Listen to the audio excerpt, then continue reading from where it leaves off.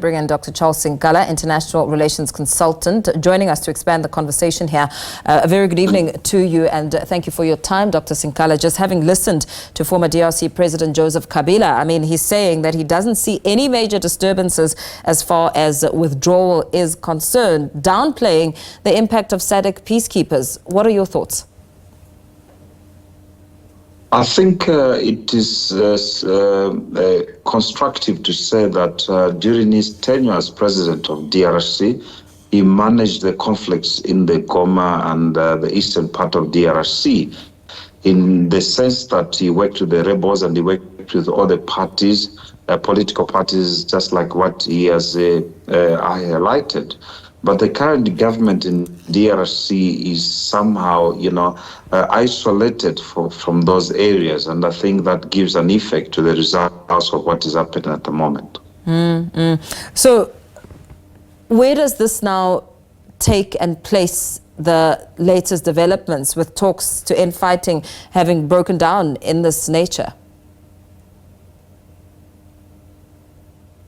It's quite disappointing in the sense that we had the view that we shall have some talks that shall lead to, the de-escalation of military escalation within the Goma and eastern part of DRC. But this has got a historic background, since the 1960s, when Patrice Emery Lumumba was killed, and they installed another leader who was subservient to the West, to the United States, to the Belgians and others, at an expense of the Congolese.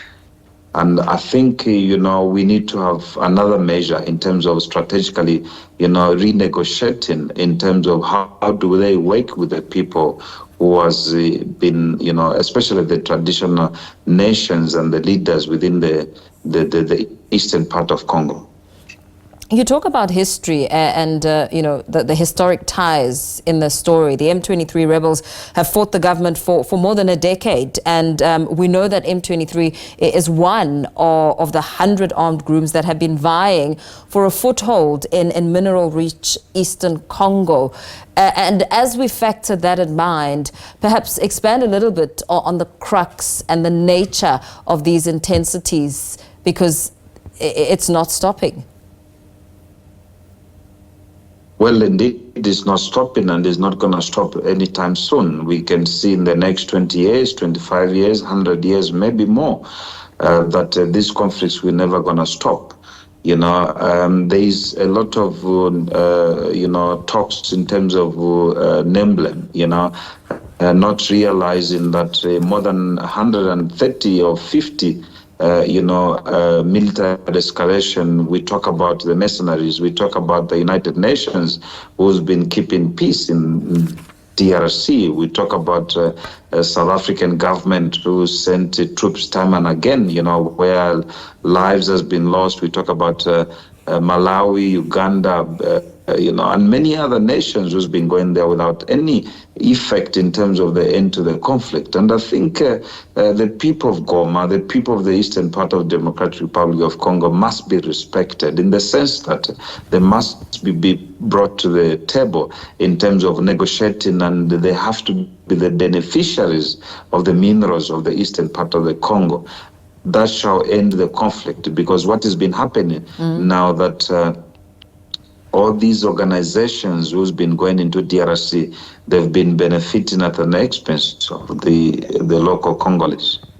The sanctions imposed by the EU earlier in the day against the M23 and Rwandan officials, I mean, what is the greater impact as we really take and scrutinize the significance? Well, it's hard to impose sanctions to criminals. They are not answerable to any organization.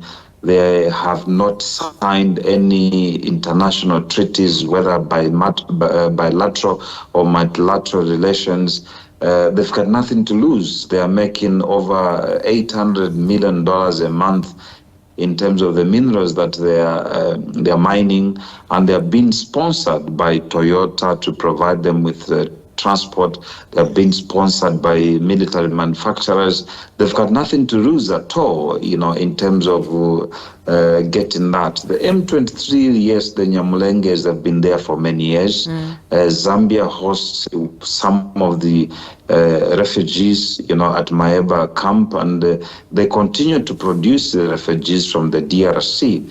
I think it is a time that they listen to how the former President Kabila had to, mitigate the risk in terms of both the international and the local communities, in terms of advancing these issues and the differences that are escalating. And I think, President Tshisekedi, he must not view neighboring countries as enemies. They must view them as some of them who are part of the solutions that they can benefit and the entire southern region of the African continent.